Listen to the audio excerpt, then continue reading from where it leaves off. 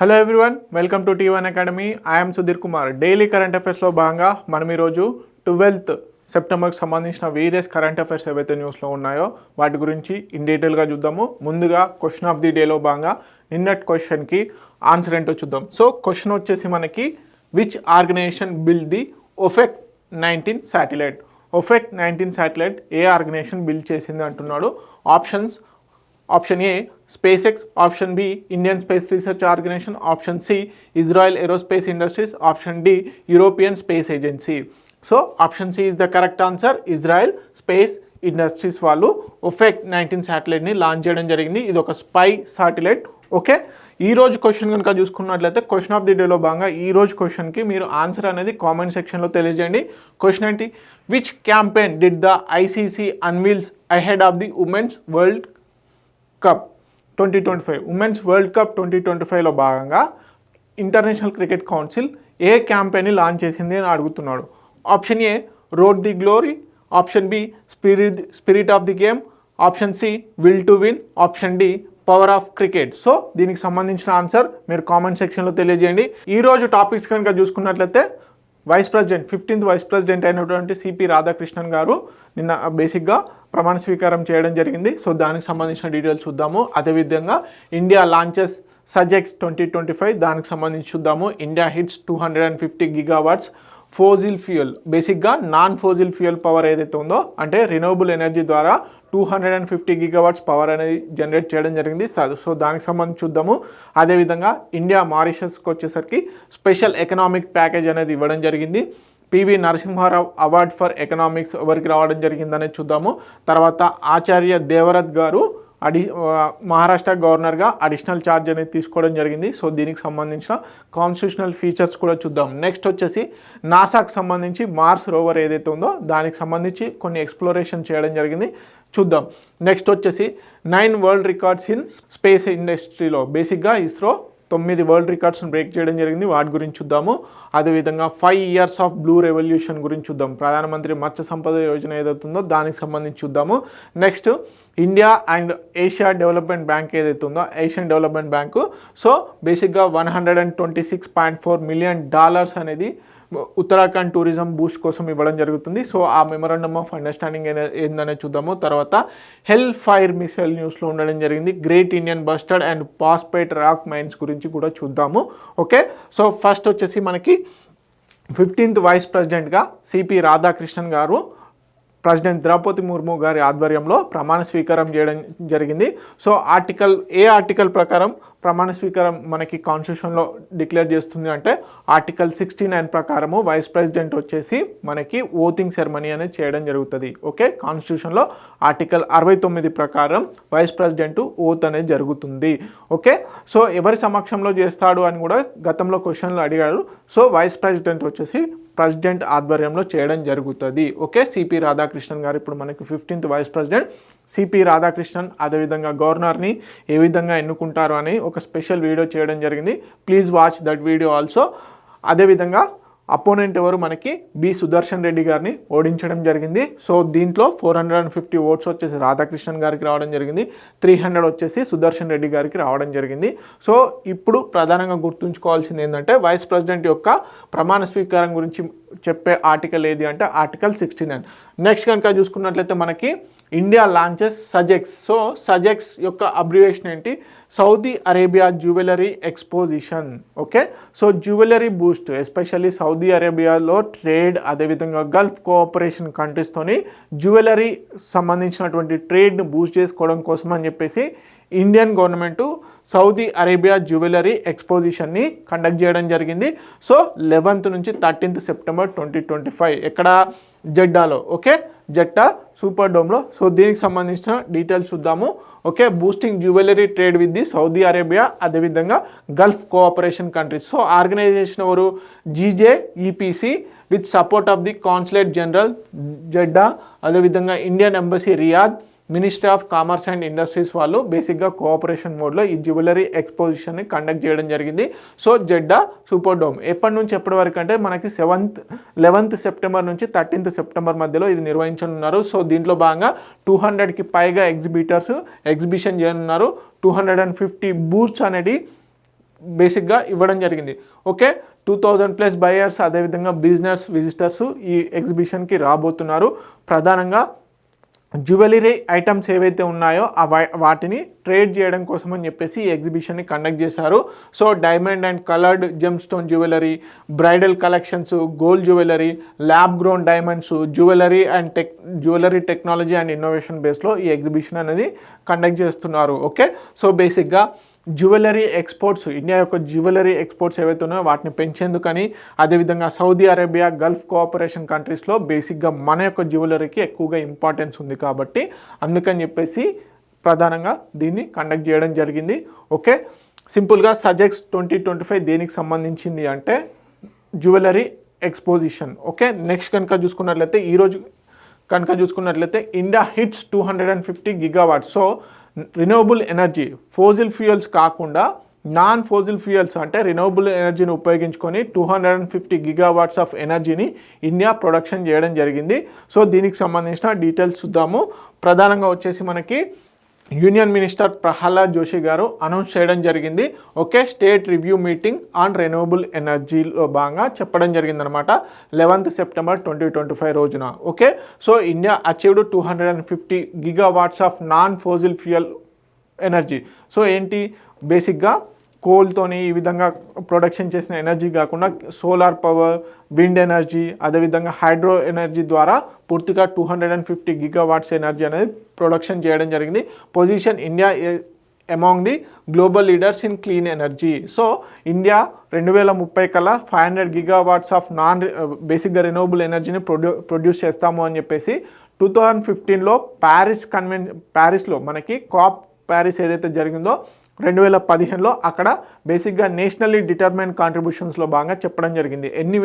ఎన్ని వందల మెగావాట్లు, 300 గిగావాట్స్ ఎనర్జీ అనేది నాన్ ఫోజిల్ ఫ్యూయల్స్ ద్వారా ప్రొడక్షన్ చేస్తాము అని చెప్పడం జరిగింది. సో ప్యారిస్ అగ్రిమెంట్లో భాగంగా కమిట్ చేయడం జరిగింది.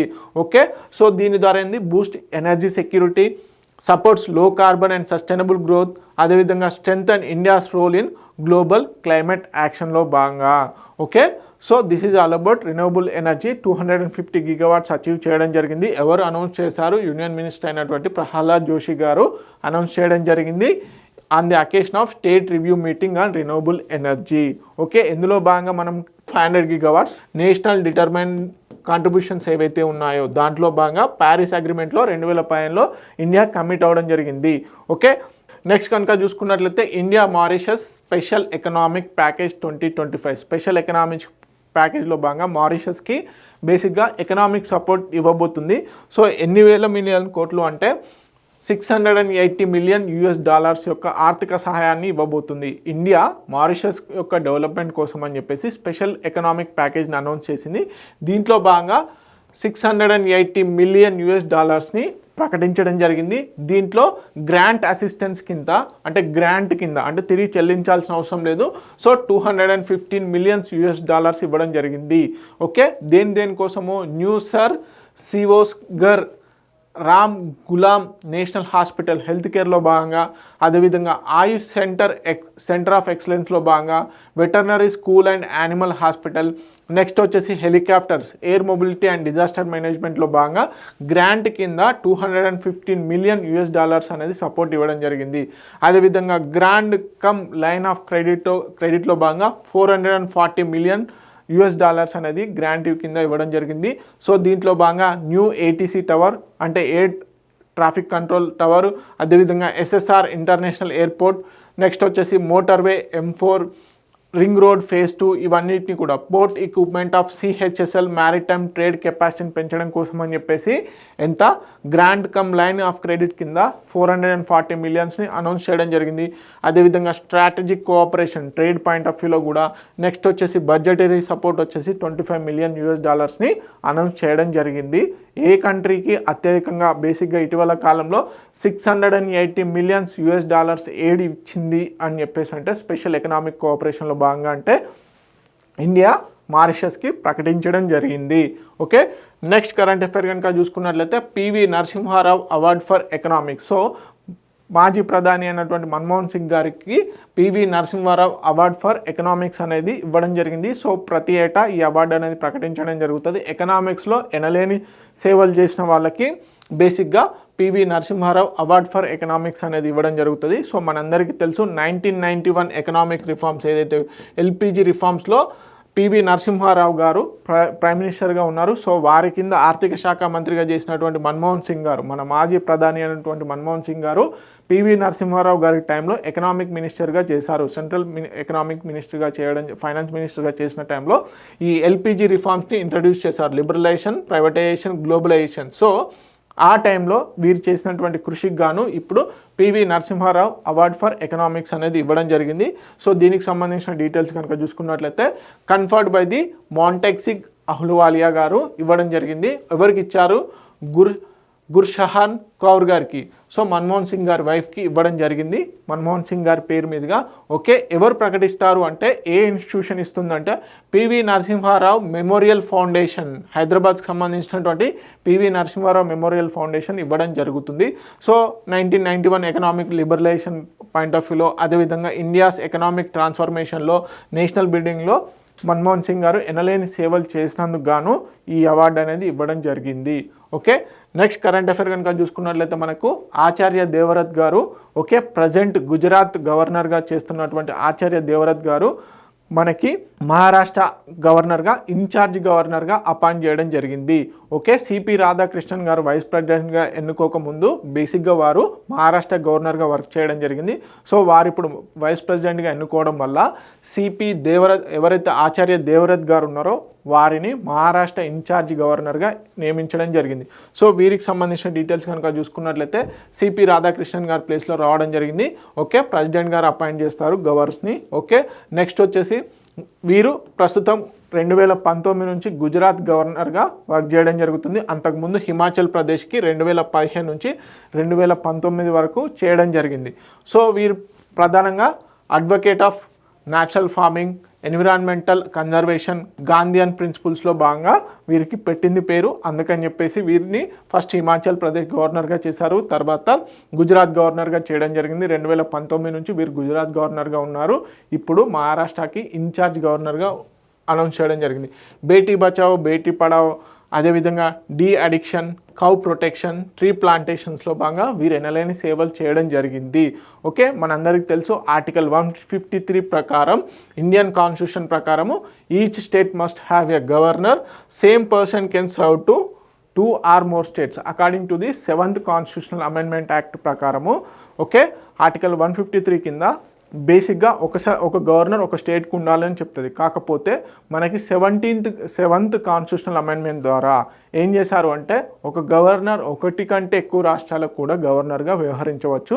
సో దాంట్లో భాగంగానే వీరిప్పుడు మహారాష్ట్ర ఇన్ఛార్జ్ గవర్నర్గా ఉండడం జరిగింది. ఓకే, నెక్స్ట్ కరెంట్ అఫైర్ కనుక చూసుకున్నట్లయితే మార్స్ రోవర్, బేసిక్గా నాసాకు సంబంధించినటువంటి మార్స్ రోవర్ ఏదైతే ఉందో finds strongest hints of ancient life. So బేసిక్గా ఎక్స్ట్రా టెరిటోరియల్ లైఫ్కి సంబంధించి, ఎక్స్ట్రా ప్లానెటరీ లైఫ్ గురించి రివీల్ చేసినటువంటి మొదటి ప్రాజెక్ట్గా దీన్ని పేర్కొనడం జరుగుతుంది, నాసాకు సంబంధించినటువంటి మార్స్ రోవర్. సో దీన్ని ఎప్పుడు లాంచ్ చేశారు, దీని యొక్క స్పెషాలిటీస్ ఏంటి అనేది చూద్దాము. ఓకే, ఆర్గానిక్ కార్బన్ అండ్ మినరల్స్కి సంబంధించి ఫైండ్ అవుట్ చేయడం జరిగింది. ఓకే, ఐరన్ ఫాస్ఫేట్, అదేవిధంగా ఐరన్ సల్ఫైడ్ అనేది ఫైండ్ అవుట్ చేయడం జరిగింది. ఎక్కడ లొకేషన్ వచ్చేసి మార్స్ పైన ఉన్నటువంటి జెజ్రో కార్టర్, అదేవిధంగా నెర్వెట్టా వ్యాలీస్. ఓకే, నెర్వెట్టా వ్యాలీస్, అదేవిధంగా జెర్జో క్రాటర్ ఏదైతే ప్లేసెస్ ఉన్నాయో అక్కడ ఆర్గానిక్ కార్బన్ని డిటెక్ట్ చేయడం జరిగింది. So visual features poppy seeds, అదేవిధంగా లెపర్డ్ స్పాట్స్ని కనుగొనడం జరిగింది. Clay rich mudstone. Okay, so suggest potential ancient microbial activity Mars పైన ఉన్నట్టు దీన్ని డిటెక్ట్ చేయడం జరిగింది. సో బేసిక్గా ఈ మిషన్ని, మార్స్ రోవర్ని జూలై 30, 2020 రోజున లాంచ్ చేయడం జరిగింది మార్స్ పైకి. సో ఇది ల్యాండింగ్ ఎప్పుడు ఫిబ్రవరి 18, 2021 రోజున ల్యాండ్ అయింది మార్స్ పైన. So samples collected 30. Okay, so 10 titanium tubes stored on Mars, అదేవిధంగా return samples to the earth early 2040 కల్లా మార్స్ పైన ఉన్నటువంటి శాంపిల్స్ని సేకరించి మళ్ళీ రోవర్ తిరిగి భూమిపైకి రానుంది. ఓకే, సో శాంపిల్ కలెక్షన్ అన్నమాట. సో ఇప్పుడు దీని యొక్క సిగ్నిఫికెంట్ ప్రాముఖ్యత ఏంటంటే ప్రధానంగా first evidence of extra territorial life. Okay, భూమి ఆవల ఉన్న లైఫ్ గురించి ఫస్ట్ టైం ఇది ఐడెంటిఫై చేయడం జరిగింది. Planetary habitability and ancient Martian environment గురించి స్టడీ చేసేందుకు ఛాన్సెస్ ఉన్నాయి. అదేవిధంగా future human missions to the మార్స్కి ఇది ఎంతగానో ఊతాన్ని ఇవ్వనుంది. Okay, this is all about Mars rover. Next current affair కనుక చూసుకున్నట్లయితే మనకు India secures 9 world records.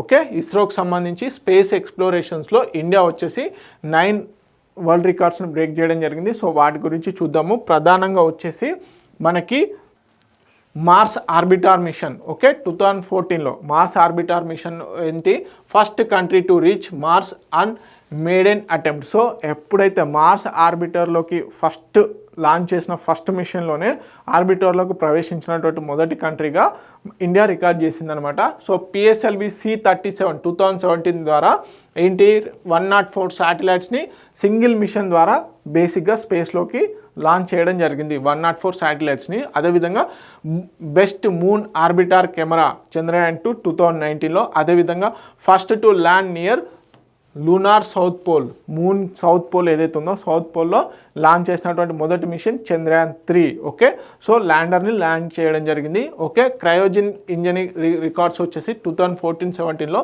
Fastest maiden flight launch vehicle mission 3 with cryogenic engine.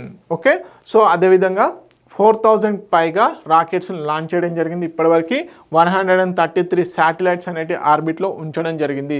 Okay, ISRO వచ్చేసి నేషనల్ సెక్యూరిటీ అదేవిధంగా disaster management communication point of వ్యూలో ఎనలేని సేవల్ని అందించడం జరుగుతుంది. సో అదేవిధంగా known for cost effective innovation technological ఎక్సలెన్స్లో భాగంగా కూడా ఉండడం జరిగింది. అదేవిధంగా రాబోయే కాలాలకు కనుక చూసుకున్నట్లయితే 8 to 10 అడిషనల్ వరల్డ్ రికార్డ్స్ని చేయనుంది. Okay, break through in launch vehicles అదేవిధంగా మూన్ మార్స్ అండ్ అదేవిధంగా బియాండ్ శాటిలైట్స్ని కూడా లాంచ్ చేసేందుకు కూడా రెడీగా ఉంది. సో మనందరికీ తెలుసు 2035 కల్లా 2035 కల్లా మన అంతరిక్ష స్టేషన్ అంతరిక్ష స్టేషన్ని బేసిక్గా లాంచ్ చేయనుంది ఇస్రో. అదేవిధంగా 2040 కల్లా మూన్ పైకి క్రూని పంపనుంది. ఓకే, సో పొజిషన్స్ వచ్చేసి India among the elite space faring నేషన్స్గా, అదేవిధంగా global benchmark in efficiency innovation and exploration. So ఎస్పెషల్గా స్మార్ట్ శాటిలైట్ లాంచ్ వెహికల్స్తో పాటుగా మనకి PSLV workhorse of ISRO అని కూడా పేర్కొన్నారు. సో దాని ద్వారా కూడా ఎన్నో శాటిలైట్స్ని లాంచ్ చేయడం జరిగింది. ఓకే, సో ఇవన్నీ కూడా ఇస్రోకి సంబంధించిన రికార్డ్స్. ప్రధానంగా 9 రికార్డ్స్ అనేది బ్రేక్ చేయడం జరిగింది. అనదర్ కరెంట్ అఫైర్ కనుక చూసుకున్నట్లయితే మనకు 5 years ఆఫ్ బ్లూ రెవల్యూషన్. ప్రధానమంత్రి మత్స్య సంపద యోజన స్కీమ్ ఏదైతే ఉందో అది ఇంప్లిమెంట్ అయ్యి 5 years అవుతుంది. సో బేసిక్గా దానికి సంబంధించినటువంటి అవుట్కమ్స్ ఏది, దాని యొక్క ఫీచర్స్ ఏంటి అనేది చూద్దాము. ప్రధానంగా వచ్చేసి 195 lakh tons అనేది ఫిష్ ప్రొడక్షన్ అనేది చేయడం జరిగింది. 2013-24 నుంచి 195 lakhs ఆఫ్ టన్స్ ఫిష్ ప్రొడక్షన్ చేశారు. So 104% increase since 2013-14. Okay, so అదేవిధంగా ఇన్లాండ్ ఫిషరీస్ వచ్చేసి 142% గ్రోత్ అవ్వడం జరిగింది. గ్లోబల్ ర్యాంక్ వచ్చేసి ఫిష్ ప్రొడక్షన్స్లో ఫిష్ ప్రొడ్యూసర్లో second largest country. Okay, export surge in fisheries exports boost global competitiveness. So దీంట్లో భాగంగా ఇన్ఫ్రాస్ట్రక్చరల్ అండ్ ఫైనాన్షియల్ సపోర్ట్ కనుక చూసుకున్నట్లయితే ప్రాజెక్ట్ అప్రూవల్స్ వచ్చేసి 21,274 crores అనేది చేశారు. సెంట్రల్ షేర్ వచ్చేసి 9,189 crores. అదేవిధంగా స్టేట్ షేర్ వచ్చేసి దీంట్లో 5,587 crores ఆల్రెడీ రిలీజ్ చేయడం జరిగింది. ఇన్ఫ్రాస్ట్రక్చర్లో భాగంగా 17,210 crores అనేటి బేసిక్గా అనౌన్స్ చేయడం జరిగింది for harbours, cold storage and మార్కెట్స్ని డెవలప్ చేయడం కోసము. ఓకే, ప్రధానమంత్రి మత్స్య సంపద కిసాన్ సమృద్ధి యోజన ఏదైతే ఉందో దాని ప్రకారం 6,000 crores for formalisation, insurance and value chain support కోసం అని చెప్పేసి కూడా బేసిక్గా ఫిషరీస్ ఇండస్ట్రీస్ని డెవలప్ చేయడం జరుగుతుంది. సో ఇప్పుడు బ్లూ రెవల్యూషన్కి సంబంధించి 5 years అయింది కాబట్టి ఈ అవుట్కమ్స్ కంపల్సరీ ఇంపార్టెంట్. అదేవిధంగా ఫిష్ ప్రొడక్షన్కి ఇంకేమేం చేశారు అంటే దీంట్లో భాగంగా 26 lakhs ఫిషరీస్ ఫార్మర్స్ ఎవరైతే ఉన్నారో వారికి బెనిఫిట్స్ చేకూరడం జరిగింది త్రూ ఫిషరీస్ ఫార్మర్స్ ప్రొడ్యూషన్ ఆర్గనైజేషన్ ద్వారా ఓకే నేషనల్ ఫిషరీస్ డిజిటల్ ప్లాట్ఫామ్లో 26 lakhs fisheries and enterprises register చేసుకోవడం జరిగింది. ఇందులో నేషనల్ ఫిషరీస్ డిజిటల్ ప్లాట్ఫామ్ ద్వారా okay 4.76 lakhs Kisan credit cards అనేవి ఇష్యూ చేయడం జరిగింది. 4.76 lakhs కిసాన్ క్రెడిట్ కార్డ్స్ అనేవి ఇష్యూ చేయడం జరిగింది. ఓకే 3,124 crores డిస్ట్రిబ్యూషన్ అవ్వడం జరిగింది క్రెడిట్ అండ్ ఫైనాన్షియల్ సపోర్ట్ కోసం అని చెప్పేసి. కిసాన్ క్రెడిట్ కార్డ్ ద్వారా 3,214 crores అనేవి ఇవ్వడం జరిగింది. Focusing on training cooperatives and అదేవిధంగా మార్కెట్ యాక్సెస్లో ఇంకెక్కువగా బిల్డ్ చేయనున్నారు. ప్రధానంగా పోర్ట్ హార్బర్స్ ఏవైతే ఉన్నాయో వాటిని కూడా ఫిష్ ఇండస్ట్రీస్గా డెవలప్ చేయనున్నారు. Okay so strengthen blue revolution sustainable livelihood and digital ఎంపవర్మెంట్కి ఎంతగానో ఉపయోగపడుతుంది. India second largest fisheries production in the world. Okay next కనుక చూసుకున్నట్లయితే ఇండియా అదేవిధంగా ఏషియన్ డెవలప్మెంట్ బ్యాంక్ మధ్యలో ఒక మెమరాండమ్ ఆఫ్ అండర్స్టాండింగ్ అనేది జరిగింది. ఉత్తరాఖండ్లో టూరిజం డెవలప్మెంట్ కోసం అని చెప్పేసి $126.4 million యొక్క ఖర్చును చేయనున్నారు. సో దీనికి సంబంధించి గవర్నమెంట్ ఆఫ్ ఇండియా అదేవిధంగా ఏషియన్ డెవలప్మెంట్ బ్యాంక్ మధ్యలో ఒక అండర్స్టాండింగ్ అనేది జరిగింది. సో దీనికి సంబంధించిన డీటెయిల్స్ చూద్దాము. Okay Asian development bank India వచ్చేసి ఎంత $126.4 million ఉత్తరాఖండ్లో టూరిజం పర్యాటక అభివృద్ధి చేయడం కోసం అని చెప్పేసి చేశారు. సో దీనికి సంబంధించినటువంటి సైన్ వచ్చేసి 10th September మధ్యలో 10th September 2025 రోజున అగ్రిమెంట్ అనేది చేసుకోవడం జరిగింది government of India Asian development bank. So ప్రధానంగా ఫోకస్ ఏరియాస్ ఎక్కడ ఉత్తరాఖండ్లోని టెహ్రీ లేక్ అదేవిధంగా టెహ్రీ గర్వాల్ డిస్టిక్ ఈ ప్లేసెస్లో ఎక్కువగా టూరిజంని డెవలప్ చేయనున్నారు. ప్రాజెక్ట్ ఆబ్జెక్టివ్స్ ఏంటి sustainable inclusive and climate resilient టూరిజాన్ని ప్రమోట్ చేయాలి డెవలప్ చేయాలి generate jobs and diversify rural income అదేవిధంగా local capacities for disaster and climate resilience. Okay significance ఏంటి supports national tourism policy 2022 digital India Swachh భారత్కి ఈ బేసిక్గా ఈ అసిస్టెన్స్ అనేది సపోర్ట్ చేయనుంది. ప్రధానంగా వచ్చేసి ఉత్తరాఖండ్లో పర్యాటకాన్ని అభివృద్ధి చేయడం కోసం అని చెప్పేసి ఏషియన్ డెవలప్మెంట్ బ్యాంకు $126.4 million అనేది బేసిక్గా చేయనుంది. ఓకే నెక్స్ట్ కనుక చూసుకున్నట్లయితే హెల్ఫైర్ మిసైల్ ఇది యుఎస్కు సంబంధించి బేసిక్గా 1970sలో లాంచ్ చేయడం జరిగింది. సోవియట్ రష్యాకు ముందు అప్పుడు ఏదైతే కాన్ఫ్లిక్ట్ జరిగిందో రష్యా సోవియట్ యూనియన్ అదేవిధంగా యుఎస్ మధ్యలో కోల్డ్ వార్ అనేది జరిగింది కదా దాని టైంలో ట్యాకిలింగ్ కోసం అని చెప్పేసి హెల్ఫైర్ మిసైల్ అనేది డెవలప్ చేశారు. ఇప్పుడు దీనికి సంబంధించిన అడ్వాన్స్డ్ వర్షన్ అనేది వచ్చింది. సో దీనికి సంబంధించిన డీటెయిల్స్ కనుక చూసుకున్నట్లయితే హెల్ఫైర్ మిసైల్ AGM-114 ఓకే దీని యొక్క ఫీచర్స్ కనుక చూసుకున్నట్లయితే ఎయిర్ టు గ్రౌండ్ మిసైల్ గుర్తుపెట్టుకోండి air to ground laser guided missile subsonic tactical missile okay anti tank and multi role బేస్డ్గా దీన్ని డెవలప్ చేశారు. Okay can target tanks bunkers హెలికాప్టర్స్ని బ్లాస్ట్ చేయగలదు. ఓకే సో 30 allied nations-కి బేసిక్గా దీన్ని యూజ్ చేస్తున్నారు. యుఎస్ మిలిటరీ వాళ్ళు డెవలప్ చేశారు ఇన్ 1972లో to counter Soviet armour. Okay దీన్ని దేంట్లో వాడచ్చు అంటే బేసిక్గా హెలికాప్టర్స్ నుంచి వాడచ్చు. అన్మ్యాన్డ్ ఏరియల్ వెహికల్స్ ఏవైతే ఉన్నాయో MQ-1 ప్రిడేటర్ MQ-9 రీపర్ అదేవిధంగా MQ-1C గ్రే ఈగల్ ఏదైతే ఉందో వీటి ద్వారా లాంచ్ చేయొచ్చు. Next fixed wing air craft అదేవిధంగా సర్ఫేస్ షిప్ గ్రౌండ్ వెహికల్స్ ద్వారా దీన్ని డిప్లాయ్ చేయవచ్చు. సో ఇప్పుడు అడ్వాన్స్డ్ లేటెస్ట్ వేరియంట్ ఏంటి AGM-114R హెల్ఫైర్ రోమియో ఏదైతే ఉందో దాని ద్వారా integrate capabilities of hellfire 2 variants ద్వారా దీన్ని డెవలప్ చేయడం జరిగింది. సో మల్టీ ప్లాట్ఫామ్ లాంచ్ అదేవిధంగా ఇంటిగ్రేటెడ్ బ్లాస్ట్ ఫ్రాగ్మెంటేషన్ వార్హెడ్తోని దీన్ని ముందుకు తీసుకెళ్ళనున్నారు. ప్రధానంగా వచ్చేసి హెల్ఫైర్ 2 ఏదైతే ఉందో అది దేనికి సంబంధించిన మిసైల్ అంటే యుఎస్కు సంబంధించిన మిసైల్ అదేవిధంగా air to ground laser guided missile okay anti tank and అదేవిధంగా మల్టీ రోల్ పర్పస్లో డెవలప్ చేయడం జరిగింది. ఓకే నెక్స్ట్ కరెంట్ అఫైర్ కనుక చూసుకున్నట్లయితే great Indian bustard and phosphate rock mine. So బేసిక్గా రాజస్థాన్లో ఈ ఫాస్ఫేట్ రాక్ మైన్స్కి సంబంధించి ఎన్విరాన్మెంటల్ ఇంపాక్ట్ అసెస్మెంట్ అనేది చేసి బేసిక్గా ఈ ఫాస్ఫేట్ రాక్ మైన్స్కి అప్రూవల్స్ ఇవ్వడం జరిగింది. ఓకే, ఎన్విరాన్మెంటల్ అప్రైజల్ కమిటీ వాళ్ళు ఈ ఎన్విరాన్మెంటల్ ఇంపాక్ట్ అసెస్మెంట్ చేయడం జరిగింది ఫాస్ఫేట్ రాక్ మైన్స్కి. సో ఈ ఫాస్ఫేట్ రాక్ మైన్స్ బేసిక్గా గ్రేట్ ఇండియన్ బస్టర్డ్కి చాలా హెల్ప్ ఉంటాయన్నమాట. సో మేజర్ హ్యాబిటాట్ అనమాట ఈ ఫాస్ఫేట్ రాక్ మైన్స్. కాకపోతే ఏంటంటే ఇప్పుడు ఎన్విరాన్మెంటల్ అప్రైజల్ కమిటీ ఏదైతే ఉందో ఎన్విరాన్మెంటల్ ఇంపాక్ట్ అసెస్మెంట్ చేసి అప్రూవల్స్ ఇచ్చింది. అప్రూవల్స్ ఇవ్వడం వల్ల మైన్స్ యాక్టివిటీస్ వల్ల ఈ గ్రేట్ ఇండియన్ బస్టర్డ్కి బేసిక్గా లివింగ్ సంబంధించినటువంటి ఇష్యూస్ రావడం జరుగుతుంది. సో అందుకని చెప్పేసి న్యూస్లో ఉంది. సో దీనికి సంబంధించి కనుక చూసుకున్నట్లయితే బిర్మానియా రాక్ ఫాస్ఫేట్ మైన్ ఏదైతే ఉందో ఇది జైసల్మీర్ రాజస్థాన్లో ఉంది. సో దీనికి సంబంధించి ఎన్విరాన్మెంటల్ ఇంపాక్ట్ అసెస్మెంట్ చేసింది ఎన్విరాన్మెంటల్ అప్రైజల్ కమిటీ. సో ఈ mine lies in potential habitat for the great Indian bustard యొక్క మెయిన్ హ్యాబిటాట్లో ఉందన్నమాట. సో ఇప్పుడు ఈ మైన్కి కనుక అప్రూవల్స్ రావడం వల్ల ఈ great Indian bustard already critically endangered IUCN international union for conservation nature ఏదైతే ఉందో దాంట్లో ఆల్రెడీ బేసిక్గా క్రిటికల్లీ ఎండేంజర్డ్ లిస్ట్లో ఉంది. అదేవిధంగా వైల్డ్ లైఫ్ ప్రొటెక్షన్ యాక్ట్ 1972 ప్రకారం కేటగిరీ 1లో ఉంది. బేసిక్గా హైయెస్ట్ ప్రొటెక్షన్ కేటగిరీలో ఉందన్నమాట. సో అలాంటి కేటగిరీలో ఉన్నటువంటి గ్రేట్ ఇండియన్ బస్టర్డ్ ఉన్నటువంటి ప్రధానమైనటువంటి లొకేషన్స్లో ఈ మైన్స్కి అప్రూవల్ ఇవ్వడం వల్ల వాటి యొక్క లివింగ్కి బేసిక్గా థ్రెట్ అవుతుంది అందుకని చెప్పేసి న్యూస్లో ఉంది. సో గ్రేట్ ఇండియన్ బస్టర్డ్ కనుక చూసుకున్నట్లయితే రాజస్థాన్, థార్ డిజర్ట్, అదేవిధంగా గుజరాత్, మహారాష్ట్ర, కర్ణాటక, ఆంధ్రప్రదేశ్లో గ్రేట్ ఇండియన్ బస్టర్డ్ కనిపిస్తుంది. ఐయుసిఎన్ ప్రకారం రెడ్ లిస్ట్లో మనకి రెడ్ బుక్లో క్రిటికల్ ఎండేంజర్డ్లో ఉంది. వైల్డ్ లైఫ్ ప్రొటెక్షన్ యాక్ట్ 1972 ప్రకారం షెడ్యూల్ 1లో ఉంది. Convention of international trade and endanger species CITES ఏదైతే ఉందో సైట్స్ ప్రకారం అపెండిక్స్ 1లో ఉండడం జరిగింది. ఎకలాజికల్ రోల్ పాయింట్ ఆఫ్లో చూసుకున్నట్లయితే ఇది కీ స్టోన్ స్పీసీస్లో ఉంది. Indicator of the grassland health. So బేసిక్గా గ్రేట్ ఇండియన్ బస్టర్డ్ ఎక్కడైతే ఉంటుందో అక్కడ గ్రాస్ ల్యాండ్ ఉందని చెప్పేసి ఒక ఇండికేటర్ అన్నమాట.